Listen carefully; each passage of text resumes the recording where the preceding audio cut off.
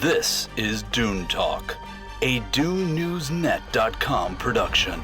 Join us now for the latest Dune news, reactions, and lively discussions. Hey everyone, welcome to Dune Talk. If you're joining us for the first time, know that this is the official show of DuneNewsNet.com. This is the place for all the latest news, reviews, and exclusive interviews, whether it's the movies, books, TV show, games, comics, or collectibles. If it's Dune, we're covering all of it here.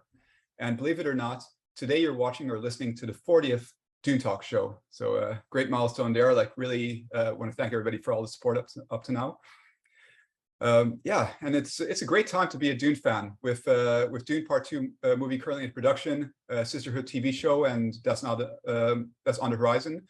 And almost every month we're hearing about new properties. So it's been a while since the full crew was on this show, and just can't wait to talk to with them about everything that's happening in the universe of Dune, these past weeks over the summer. Before that, though, I have one special announcement. Thrilled to reveal that DuneNewsNet.com will be present at FanX Salt Lake. So that's on September 22nd to 24th.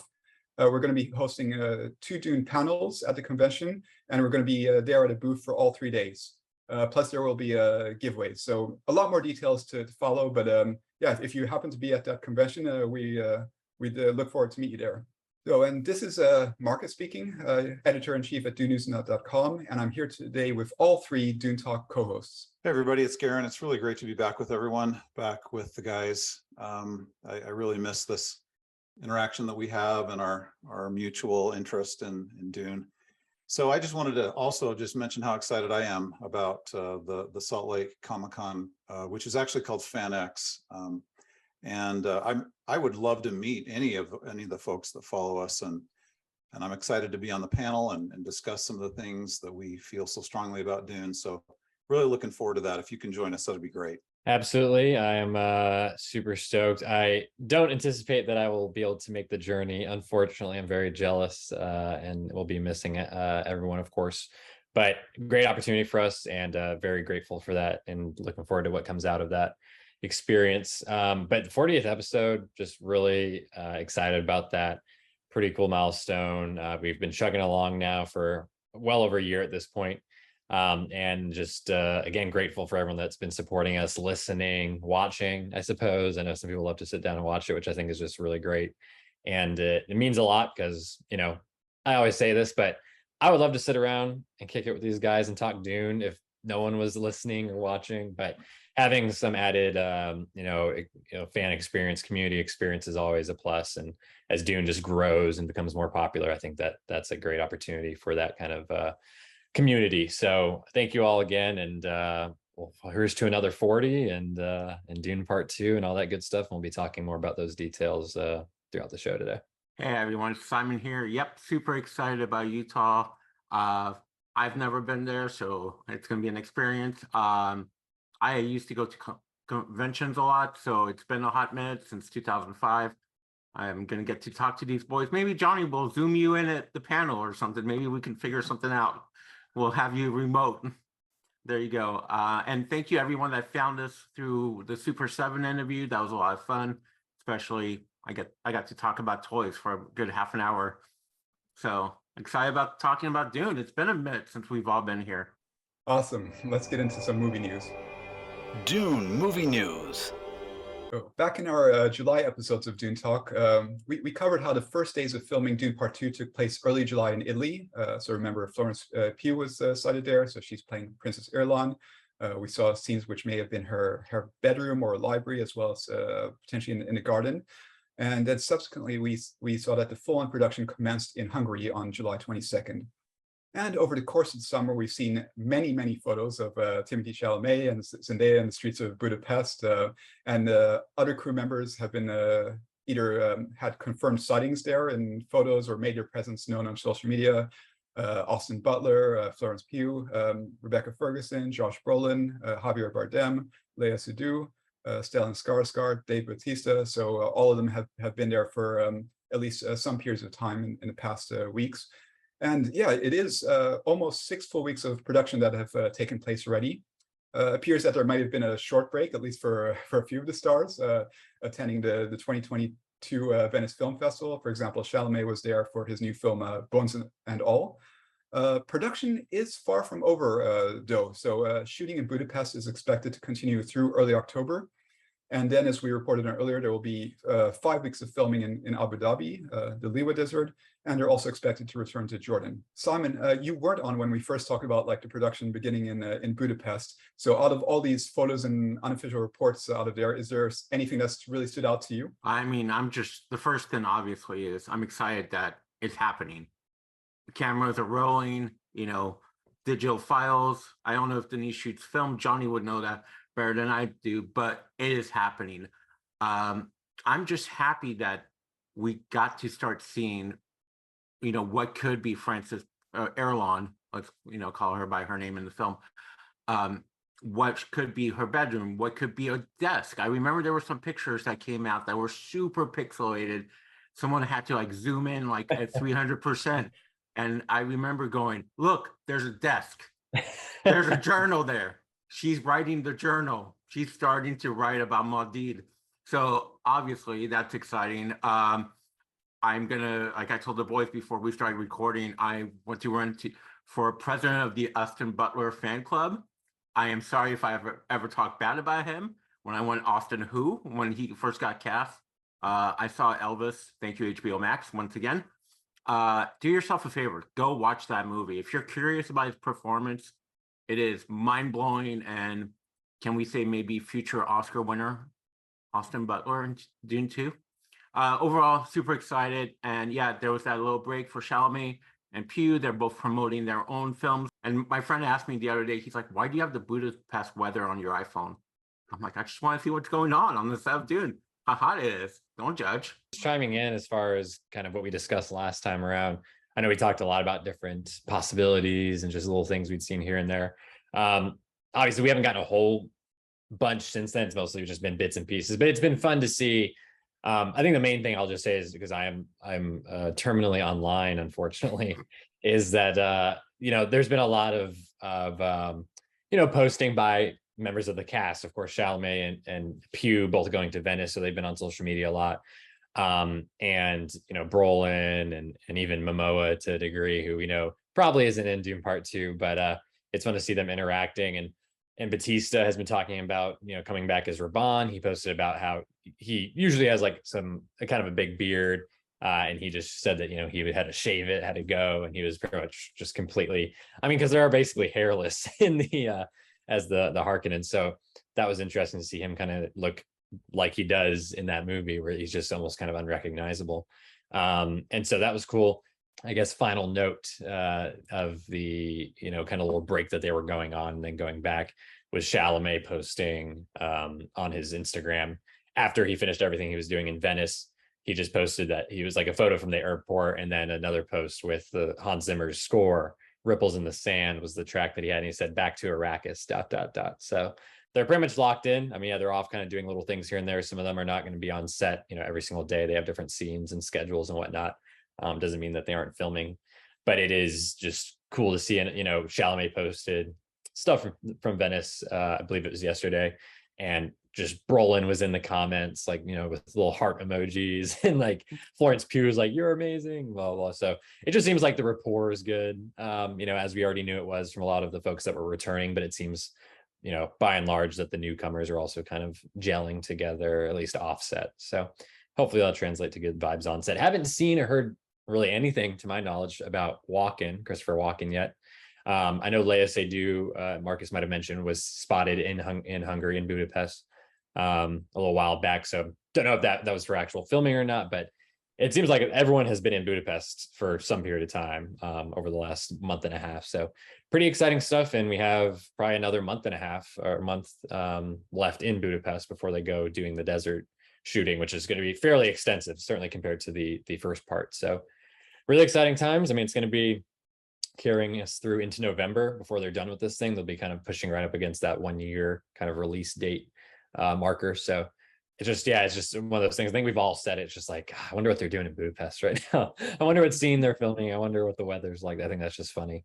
And it's just fun to imagine, because at this point we just don't know. And then someday we'll know pretty much everything. So I'm enjoying that kind of period. As much as I want to see everything and know everything, it's the unknown is also very fun.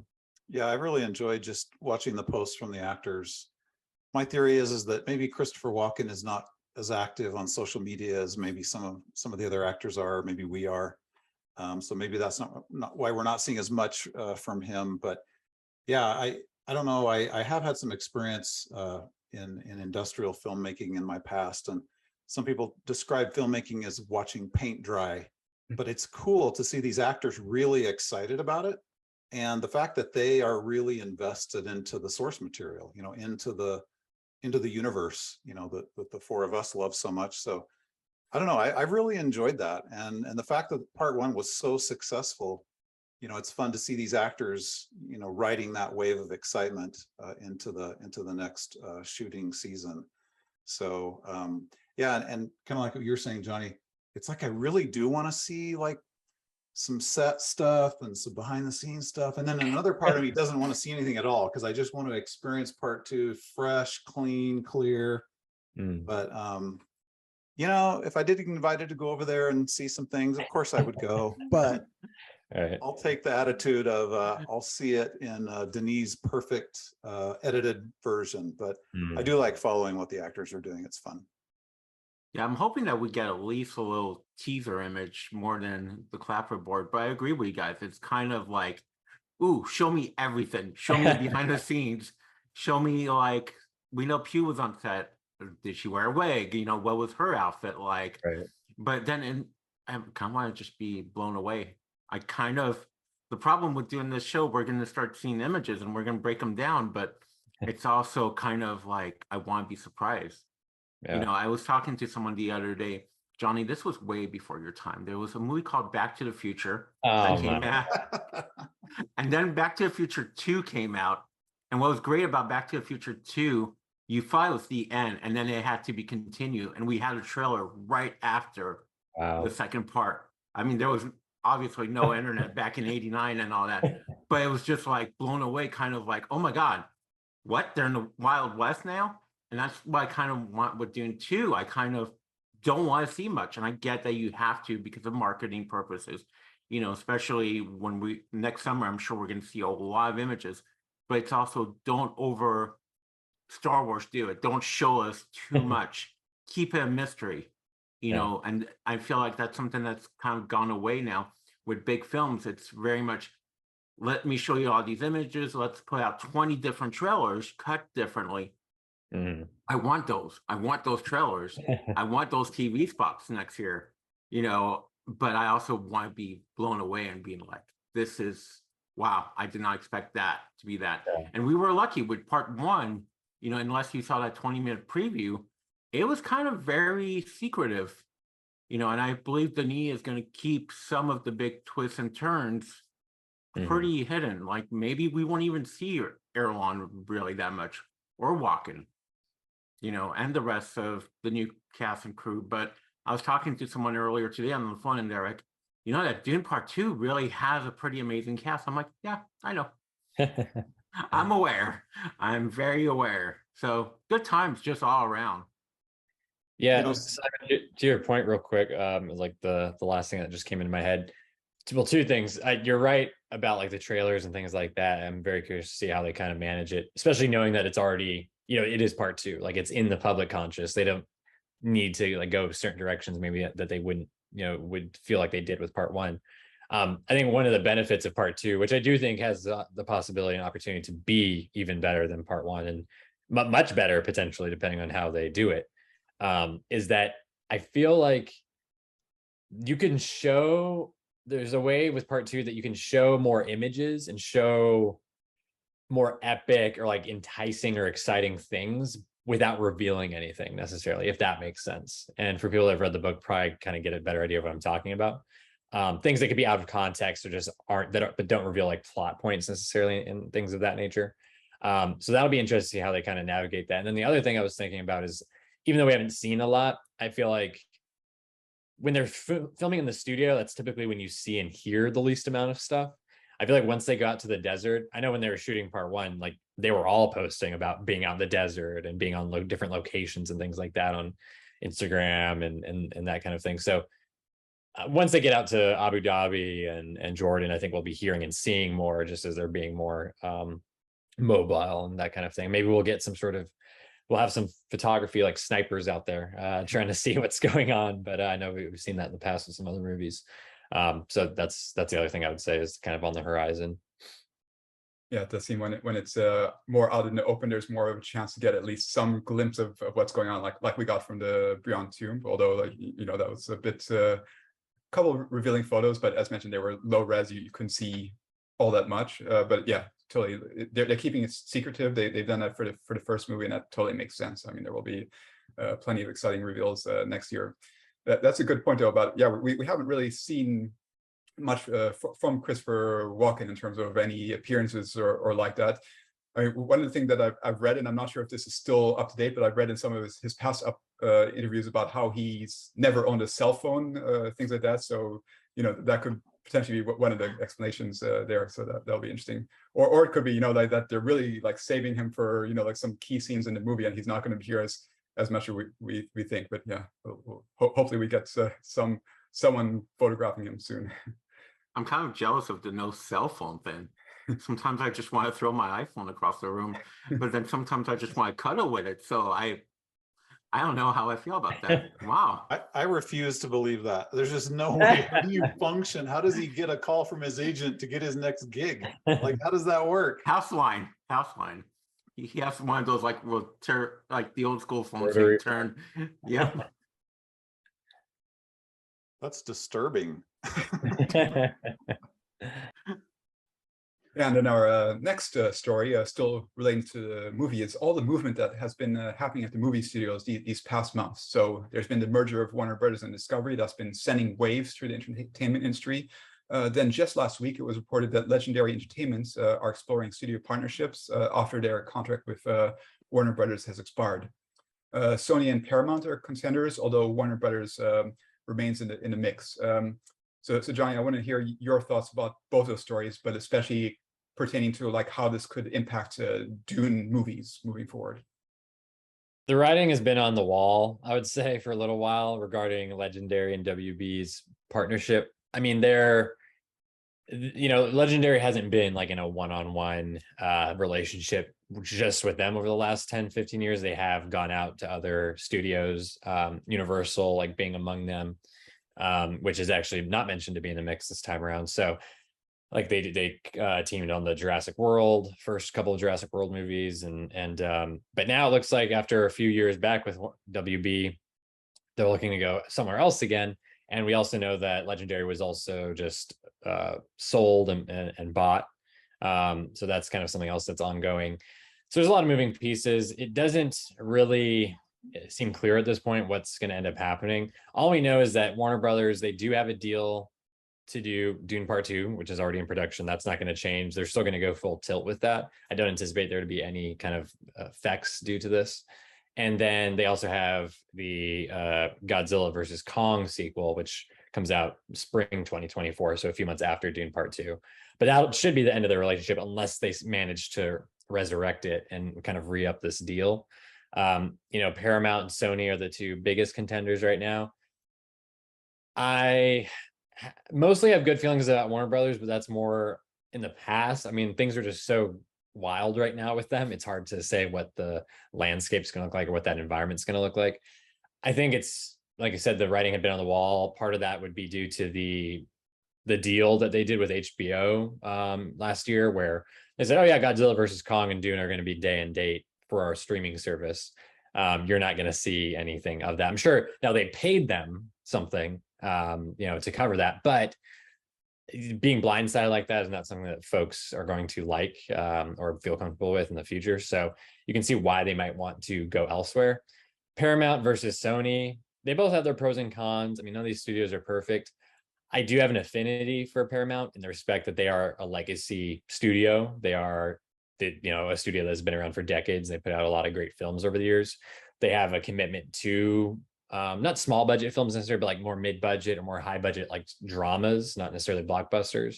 One of my most anticipated films of the entire year. And actually, probably my most anticipated at this point is Damien Chazelle's Babylon, which is a huge, like, kind of epic Hollywood movie. It's going to be rated R, and that is something that they are not hesitating to go into in green light. They've done Wolf of Wall Street in the past. They did Silence with Scorsese a few years ago, which was like kind of a huge gamble. And they've also, of course, been in business with Tom Cruise for a while now, doing the Mission Impossible franchise, as well as Top Gun Maverick, which has been one of the greatest box office successes of all time, just like mind-blowingly impressive. And I have been, Mission Impossible specifically, I've been a huge fan of that franchise for a long time. And I think they've just gotten better and better. That working relationship has only improved. They've given Tom Cruise and that team more freedom. And they're spending a ton of money and doing really impressive things with that. So to me, they stand out more as someone who I would like to see in the Dune business when it comes to movies and putting that on screen. I think they're willing to take risks and willing to put in money where they know maybe box office returns isn't the number one priority, but they are looking for some sort of artistic kind of merit more so. Whereas with Sony, they're not a legacy, studio. They're not strictly in the business of movies. They are, just look at the output of the last few years. You've had a couple of Venom movies. You've had Morbius. You've had Uncharted, which I know some people like, but it's not really too close to like what the games are. And the games are a lot more cinematic than the movie is, which is ironic. And then they have things like just random kind of offshoots that, does anyone remember Bloodshot? I think that was in 2020. That was the Vin Diesel action movie. It's just they are very questionable when it comes to certain things. So now they do have successes, of course. I know everyone loves the Into the Spider-Verse movie, and people were pretty high on Baby Driver when it came out, especially myself included. So they also have opportunities to take risks and that kind of thing. But I think Paramount seems like the more logical of the choices. I heard in one of those reports that Sony was like in pole position potentially. They have more money to throw, I would assume. But it does make me a little wary in that regard. So we'll see. Legendary, they are not in a great position to like ask people to pay like a lot of money for them, unfortunately. So they may have to just kind of take what they get. And if Sony's paying the most, then that's what they'll go for. They have not had the greatest success, financially. Their two biggest hits of like the last 10 years are the Jurassic World movies. And those weren't even at Warner Brothers. Those were with Universal. Those are, not the best movies in my opinion. But outside of that, they've had some bombs, the Warcraft movie, which did not do that well outside of like China and did not get a sequel. But they've also had some interesting successes like Interstellar, their work with Nolan in general, going back to Inception, the Dark Knight films. But outside of Jurassic World, Interstellar came out in 2014. That was their most recent big hit, like apart from those dinosaur movies. So, that kind of says a lot, and we'll see. The Godzilla movies have been kind of up and down for them. Dune was a pretty impressive hit, all things considered, and no doubt the awards run that it went on was also a major factor. But Dune is such a hot commodity at the moment. I'm really just hoping that they are going to do a good job of like controlling that space. And I think I trust the producers. I mean, Legendary with Thomas Tull and oh god, the name of the other producer is escaping me right now, but they are I trust them, and I think that wherever they go, they should be able to put something together that's going to work for the fans and for Denis and whoever else is involved going forward. Going back to what Johnny was talking about, Sony, obviously we all know they put out films, but my first then when I think Sony, and I'm sure I'm not the only one thinking about this, I think more PlayStations, I think more, CD players or whatever, I think gear, tech, and I don't think of them as a studio. And I do agree, Paramount would be a nice classic legacy studio to take over Legendary. One thing I never thought about, and my boss told me this the other day, he's like, Pacific Rim was a Universal Legendary movie, and that was a big hit for them. I have a bad feeling that Warner Brothers might not be around in a couple of years with everything that's going on over there. And I don't want to name stuff, but the DC universe and certain actors might have cost that studio a big problem. And what's amazing, and I know this is totally going off topic, but as someone that loves film, if anyone has the chance to watch The Offer on Paramount Plus, it is very interesting how The Godfather saved Paramount, that studio, because that studio was going to be sold and was maybe not around at this time if The Godfather wasn't such a big hit.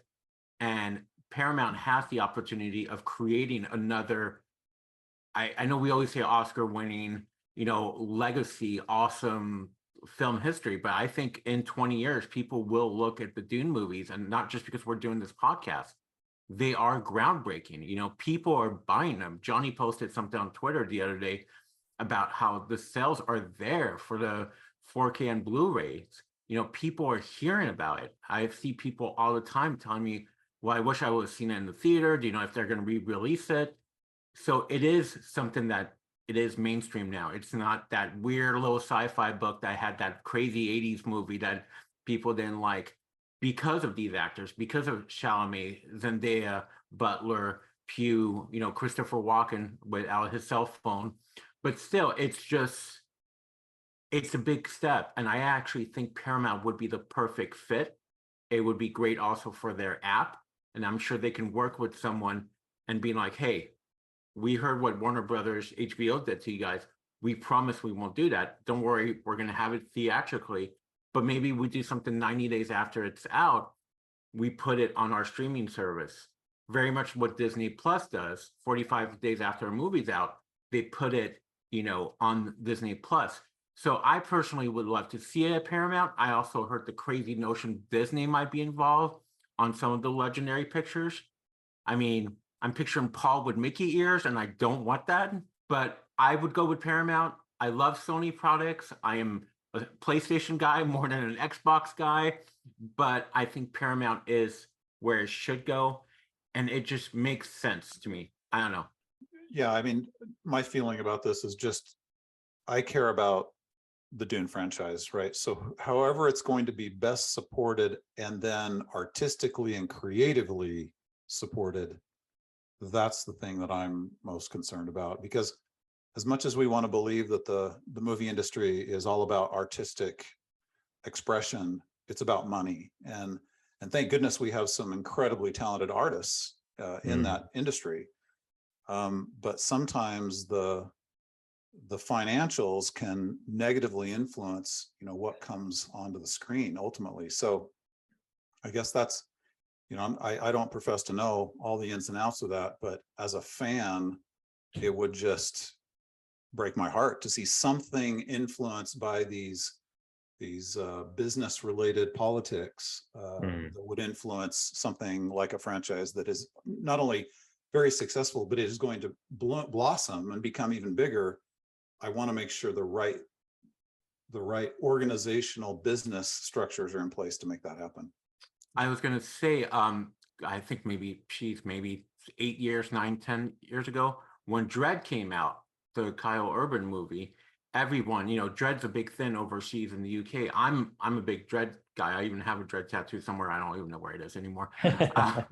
But that was supposed to have a part 2, but because it did so poorly, and everyone that's seen Dredd says that, oh my God, this was such a great film, all that. And they were set up to do a whole franchise with Judge Death and everything. Because it did so poorly, they backed up. So I get what you're saying about, sadly, filmmaking is more about revenues than creative, like artistic visions. But I feel like Dune's not going to go anywhere, Garin. You can keep your heart beating. It's still going to always be in our heart. And I actually, you can see maybe that Warner Brothers could take on the TV show, but the films go to Paramount. There's been other franchises like that. I can't think of any for a while, but especially like me being the horror kid that I love, like at first there was a couple, I think the first Scream movies were somewhere and then they went to somewhere else. Granted, the last 2 original Scream movies were bad, and I think actually Paramount got the Scream 6, which is the new one that came out this year. But anyway, it could go to a different company and maybe the shows go one direction. Maybe Warner Brothers does focus more on shows than films. I mean, a big reason why Aquaman 2 got pushed back, and it's sad. It's not sad that, Ben Affleck is filming more scenes, but the main reason why that movie's not coming out, I heard, is because they don't have the money to advertise that movie, to create marketing for it this year. So it's like they're really hurting over at Warner Brothers. Paramount and Sony in particular, because they are the ones that are being talked about the most.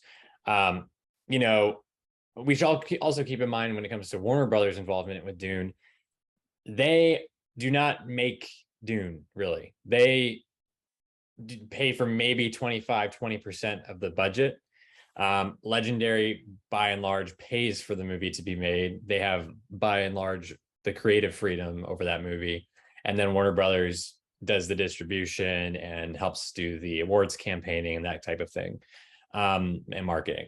So that is something to keep in mind. That would hopefully still be the role in the future, whatever the future holds for Dune movies, which honestly may be not that much. Let's be real. But we know that Dune Part 1 is obviously in the can. Dune Part 2 is safe and going forward with Warner Brothers. And they have all the confidence coming off Part 1 to see that through. I would presume that, Sony and Paramount would want a similar kind of deal. And we know in the past, assuming Denis sticks around and we get some more movies potentially, he has worked, under Paramount or with Paramount in the past. Arrival was distributed by Paramount, which got 8 Oscar nominations and his first director nomination. So they have a working relationship there, which is great. And then Sony, they were co-distributor on 2049. So, again, not a situation where they were in the room on set making the movie with Alcon and those folks, but they did work together to make plans for marketing and distributing it and everything. And I'm sure worked directly with Denis and some of that. But when it comes to actual creative freedom and the vision and direction, I trust Mary Parent, the producer at Legendary, Thomas Toll, Cale Boyder, those folks behind the scenes who we don't really talk about too much, but they do deserve a ton of credit for saying, hey, let's bring in Denis. We want you to make this movie for us, and we're not going to try to tell you like what to do. Just do it. And I think look at how well that has paid dividends so far. I trust them to do like the best thing, I think, which I know is hard to say in Hollywood sometimes, but I think they've earned a little bit of the benefit of the doubt so far. And then the last thing I think I would mention is, because people asked me this multiple times on Twitter when the story came out, was how does this affect Dune Messiah? Like that was the thing that people just kept saying. And I would say at this point, it's completely hypothetical, right? Because Dune Messiah is not greenlit at this point. We don't know actual hard numbers of what Dune Part 2's performance is going to look like. We don't know what awards it's going to win, all that kind of stuff. But it's safe to say it's going to be just as good and probably bigger than Dune Part 1, which would kind of line things up for a third and final chapter, potentially, as Villeneuve has kind of put it time and again. I think that, again, coming off Part 2 with Warner Brothers, whoever wants to work with Legendary, I think one of their biggest talking points, one of their focal points is going to be a third Dune movie, like Dune Messiah. How can we make this happen? What would the budget look like for that? What would the story look like for that? And I think that's something that Legendary could talk to Villeneuve about, that they could discuss. He doesn't look past the project he's working on, but thinking long term and trying to get a idea of the best working relationship. There's not a Dune Messiah. There can be and should be and probably will be. And I think, again, I trust Legendary more as like the steward of Dune to make the right decision and get a good studio on board. And I think that whichever studio that is, be it Sony, Paramount, or again, somehow if they stay with Warner Brothers, I think all three of those are going to be equally like Dune Messiah, whatever comes after Dune Part 2, like we want to be a part of that. We want to help with that happen. So I think generally folks can relax just a little bit because it is something where we are just so speculative, but that is my thinking. And I think that kind of makes sense if we're looking at the progression of how these movies are going to go and how the franchise is going to grow with this show that's ongoing, which we're about to talk about, and everything else and the success we've seen so far. So I'm not worried by this news by any means. I have preferences maybe based on prior things, but I think even if it goes to Sony, I'm not going to be disappointed necessarily, especially depending on the details of that deal. I'm just going to be thinking, okay, they obviously feel comfortable going with them. Hopefully that this is going to go, in a direction that works out creatively and for the fans and whatnot. And it's, again, who knows when this deal is going to happen, if and when it happens. But this is not something that I think anyone needs to really worry about, especially since Dune Messiah. That's the other thing to keep in mind. It's not going to follow up right off the bat of Dune Part 2 in 2026 or something. It's going to be a few years before that happens. So all of this dust will have settled well before then. But again, thinking long term, I think that's kind of where we're heading is what I feel comfortable kind of parsing out right now. So yeah, on a related note, when we were talking about Warner Brothers and Discovery merger, there was a lot of concern because there was, obviously with the merger, there was layoffs in certain departments, including HBO Max when it came to their non-scripted department, and people were concerned, okay, what does this mean for Dune Sisterhood? Because we had just reported on rumors about that just a couple of months ago, and well, since the news of the merger came out, so basically HBO Max and Discovery Plus are going to be merging into one united streaming service in 2023. Exact timelines will follow, but it basically has been reported that Dune: Sisterhood is going ahead with production. So they're working on the casting now, and it is moving ahead. And in addition to that, we've had the confirmation from Production Weekly that it is indeed going to film in Ireland, which we had reported on rumors from, as well as in Budapest. So Garin, hearing that news that the TV show is moving along, do you feel relieved? Yeah. I mean, Johnny talked me off a ledge with the WB thing. So now, yes, I am very relieved. I actually would have been, I think I mentioned it to my wife, that I would be really sad. I've really gotten into these, sort of these series, television series that allow the characters to really develop. I mean, with the success of we have House of Dragon now, and a lot of these series that have gone on for years, and people really get attached to these characters because you can go to levels of depth that you just can't do in a 2-hour film. And that's what I'm looking forward to with this, is the idea of being able to delve into these characters and the history. I mean, the Dune universe, you can go 900 directions if you want to explore, not only, sort of ethical morality, political, cultural, religious aspects. There's just so much to do there that I would have really been sad if this thing would have been shelved. So no, I'm thrilled. I'm just so curious now as to what kind of like tone and design and what will be the atmosphere of that show. Just really looking forward to it and relieved that it's still going to happen. We were talking about part 2 being the unknown mystery in a way, but I think the TV show is even more unknown. We know it's obviously a prequel to everything that happens in the first book. And I heard it's like hundreds and hundreds of years before. And what is great is it might be based on a little bit of Brian Herbert and Kevin J. Anderson's book, but most people haven't read that. And I think just the title mostly is what they're using, but I think it's all new stories. So unless you go on Reddit and look at a bunch of spoilers when it's being made, it will be a mystery week to week. We don't know if there's someone that will turn. Maybe there will be someone that you think is going to be our main character, and you find out she's working, because the Sisterhood, that she's not working for the Bene Gesserits. Maybe we're going to find out about a new type of school also. I also would love to see Bene Gesserits just getting trained, and like what Garin was saying, the politics, the religion, how all this school of the future of Dune later on gets built early on. By the way, I don't watch House of Dragons, but I know Johnny does. Did you catch the Dune reference this week? Yes, I did. That was fun. Very, very fun. Simon, are you wrapped up, or should I hold on? Yeah, go for it. Sorry, man. No, absolutely. Yeah, so I'm getting more and more giddy about this because I'm like in heaven right now with the House of the Dragon, and even it's not as popular, of course. I mean, Game of Thrones is like its whole own crazy phenomenon, but the Rings of Power, I've also watched the first 2 episodes of that and really quite liked it, and was actually surprised by how much I enjoyed it. and I'm very much looking forward to episode 3. Just watched episode 3 of House of the Dragon over the weekend. Yeah, if you're a fantasy fan right now, if you're just a genre fan or a big budget like television fan, you're getting some of the best stuff you'll ever see. Some of the best stuff, at least to date. House of the Dragon, it's like they've hit all the right notes to make you forget about how poorly Game of Thrones went downhill there towards the end, unfortunately.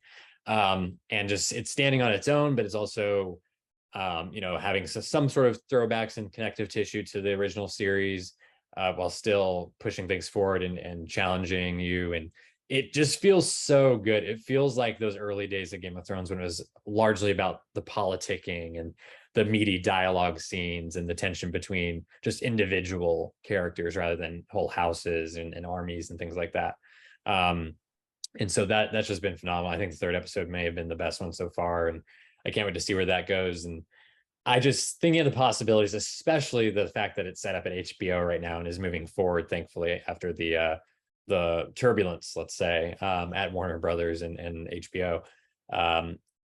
I just the possibilities are really endless, and knowing that Johan Rensk is one of the directors, at least for the first 2 episodes, and is an executive producer, and he's just a phenomenal creative talent. And I'm just thinking of that level that they're kind of leading in with, and then seeing who else gets involved. What other writers are we going to see writing these episodes? Who are we going to see directing the other episodes?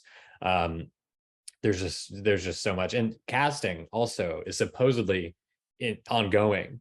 And we said this back in April, I think it was, when we heard about Johan, becoming part of the group, the creative team. We said by the end of the year, hopefully getting into the fall or whatnot, we'll hear more rumblings, and maybe they'll start filming by end of the year, start of next year.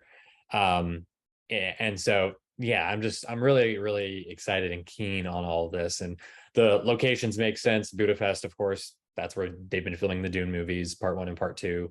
So they have the space for that there. They have the facilities. And then Ireland, I understand, is also a facility that they used for Game of Thrones, as a matter of fact, and maybe even House of the Dragon, although I'm not sure about that yet. Budapest, they've also filmed other big shows there, I know the Witcher show has been filming there for the first couple seasons and things of that nature. So that makes sense. That lines up with what we would expect. And let's just keep this ball rolling. I'm excited to hear more names join, whether it's behind the camera or in front of the camera.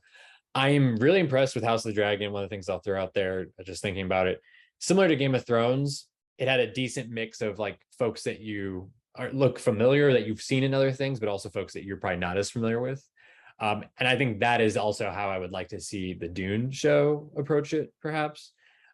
Maybe have 1 or 2 bigger names or more formidable names, whether they're TV actors or film actors. I'm thinking about kind of who they have right now in the world of Ice and Fire, and I think that would be having that kind of some familiarity, but you're mostly just going into it learning to know these people as they are, as the characters. You're not really thinking about the fact that they're actors, or that you know them from this or that. It's good for marketing, of course, and you want to have people to get folks excited, especially if they're not that familiar with it.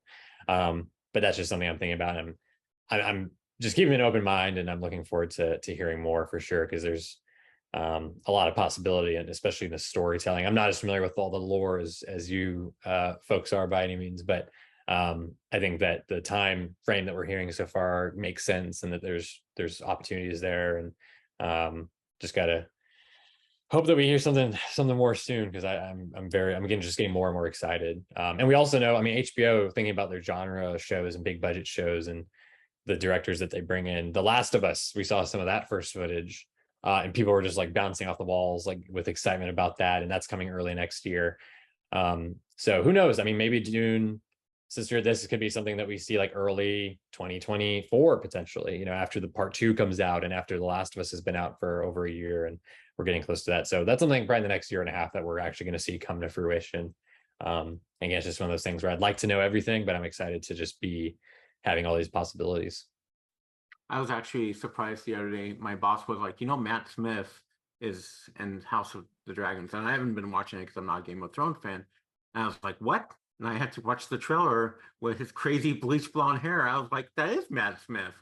But as a Doctor Who fan now, I'm like, oh, maybe I want to watch this because I like Matt Smith as the Doctor. So see, I totally get what you're talking about. If some people might be interested because of a certain actor or actress, that might get them into it. And by the way, Lord of the Rings is beyond amazing. There was also a very small Dune reference in the second episode, although it was from a different perspective.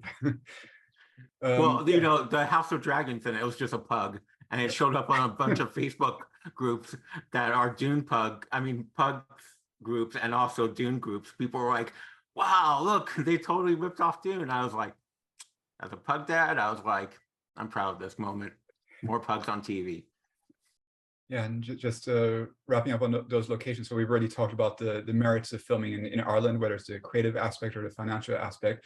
But I think it is reassuring that they also went with Budapest, like that there's hopefully going to be that connective tissue between the movies and the TV series, even though the TV series is actually set, if they go with that story, 10,000 years before the events in the film, but it's still in the same universe. So like if they, maybe some locations in common, or at least some of the themes, the architecture, I think that would be very interesting to have that feeling that, yeah, okay, this is happening, millennia in the past, but it's still connected to what we've seen in the movie. Okay, so let's go into our last story of the day on the expanded news side. The Duneverse, books, comics, games, collectibles, and more.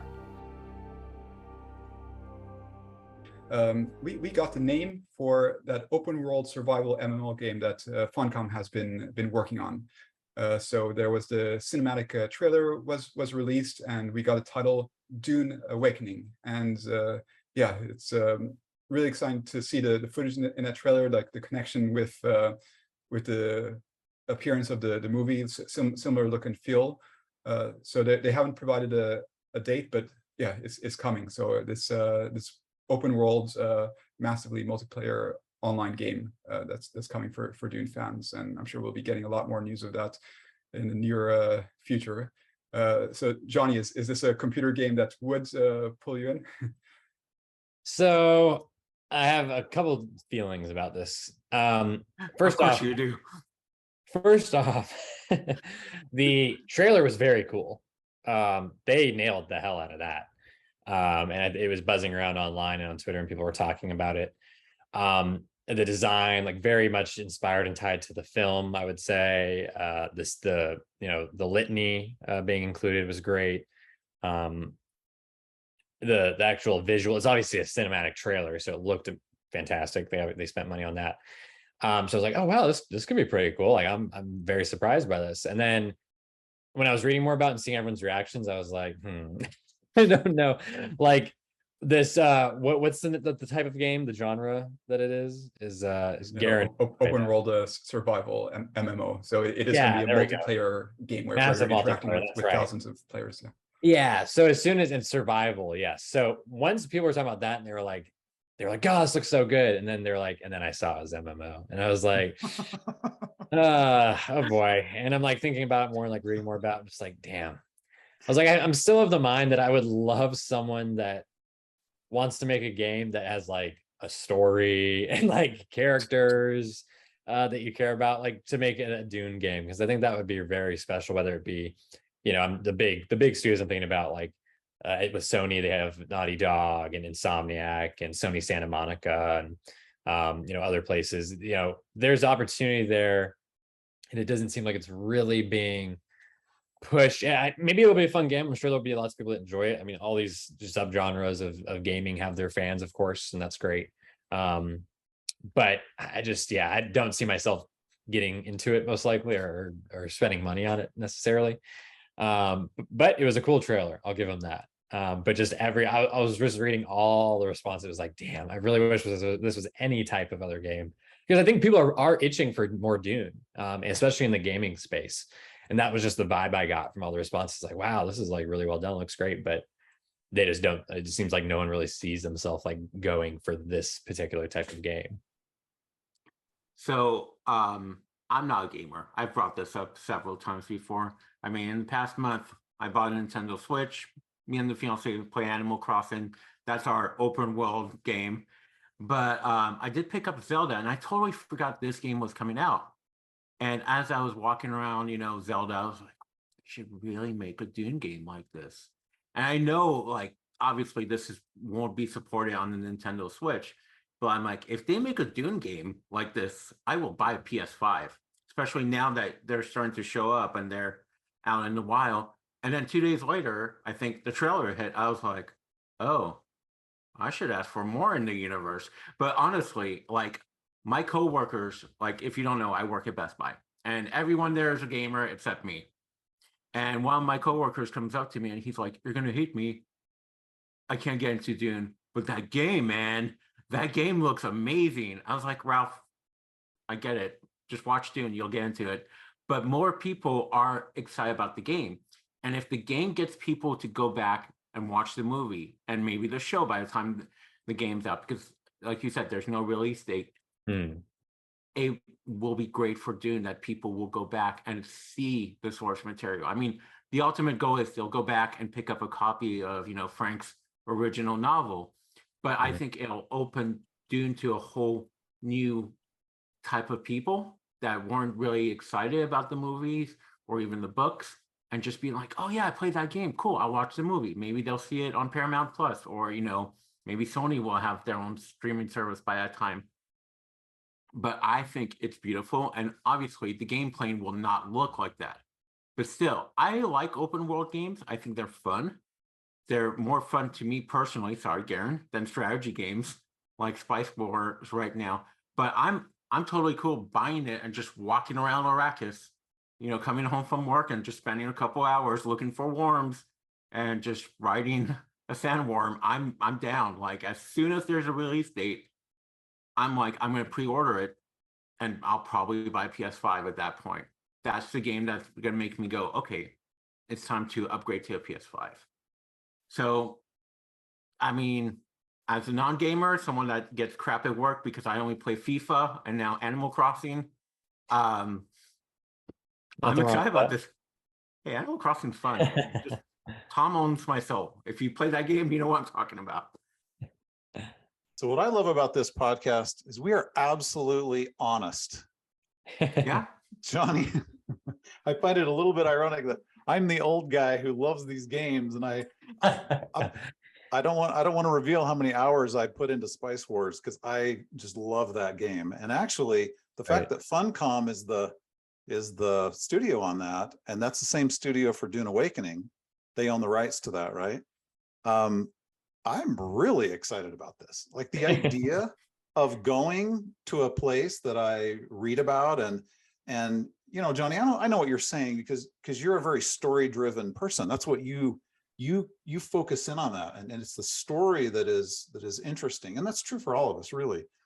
But the idea of them creating this world where maybe story can be woven into it, I just think it has a ton of potential. And as long as the visuals, and you're right, the cinematic opening is not what it's going to look like as we're playing it. But if it can have that blend of the novel as well as Denis' movies, I love that idea, because it's like revisiting the movie kind of from a different angle. So I'm super excited about it, and I hope they do it right, because I think it could be really successful. And again, like you were saying, Simon, it does feed into, I mean, let's have every Dune product be really high end, right? Because that only feeds into the whole fandom. But yeah, I'm super excited. Here's a stupid story from earlier this year. I bought Lego Star Wars, right? The Skywalker saga. It is an open world game. You do walk around as little bricks. I love Legos. But you know what? It made me really appreciate, except The Rise of Skywalker, it made me appreciate the Star Wars saga in a new light, just walking around that universe and just being like, dude, I completed all my missions. But walking in that environment made me go, oh, I miss Star Wars, even if these are little bricks. And I actually went back and I rewatched some of those movies, and I've seen those movies a million times, but somehow I appreciated those movies a little bit more because of the open world. And it's just, you see, like, this vision with this game, you can go this way and see that part of the world. And like, I am a-okay coming home and drinking some coffee, some spiced coffee, and riding a worm after a long day of work. So sign me up for that game. I mean, Harry Potter's doing it with their Hogwarts game later this year. There is an open world Potter game that people are super excited about also. Yeah, to both of your points is like kind of my denouement here is just thinking like I'm not against the game by any means. And honestly, again, I'm not as in tune with the gaming world as like Garin might be, for example. Because if I didn't see those comments and read more about it, I would not have had any idea of what the game was going to be like. I'd be like, oh, this is going to be amazing. And it still could be, and it just could be just amazing in a different way. And once I see more about it, hear more about it, maybe it'll have like amazing reviews and just like for this type of game, like it's a very good, like, final product. That would be great. I mean, I hope it's great no matter what it is, because it can feed the fandom, and to Simon's point, get more people interested in the books, get more people interested in the films, which is all just kind of reciprocated. So I'm not keeping the door shut. I'll keep an open mind. We'll see what happens. It looks, I will say, based on the cinematic, it could be more of my jam than like Spice Wars, for example, because that's definitely way too above my headspace. But yeah, I think there's a lot of opportunity, and I'm sure this will not be the last Dune game that we ever see or hear about. So there's always more opportunities, but I think it's an interesting. I think it was a very good piece of marketing, at least, was getting that first kind of cinematic trailer out there, and curious to see more. And whenever we hear more, whenever that is, fingers crossed for it. But I'll keep an eye out, keep an open ear to it.